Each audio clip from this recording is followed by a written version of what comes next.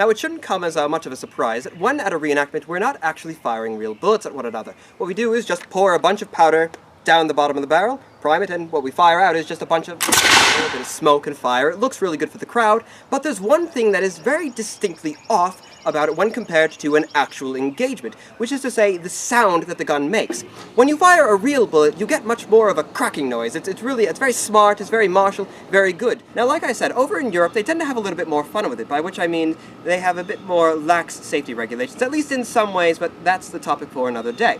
We actually fire it with the paper wadding down the barrel, so you would load, as you would normally at a reenactment, the paper down, but instead of throwing the paper down, they put it down the barrel, actually use a ramrod to put it down, and then we fire, so a bit of flaming paper can come out the other end, but that's about it.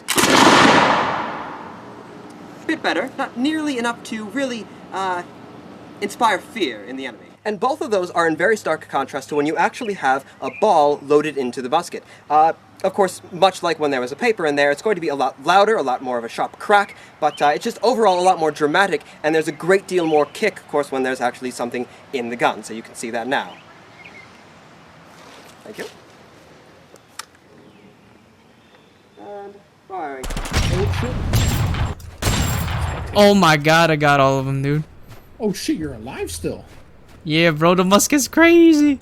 It's very smart, it's very martial, very good. Just to put on further display the sheer firepower, the force of these weapons when fired, the table that we were firing against earlier, and in a much more safe fashion, I admit, did not fare nearly so well. You can see the entry hole here is actually rather perfectly round. It just sort of punched a hole straight on through, but when you look at the back of the table, the wood is far more splintered and rough.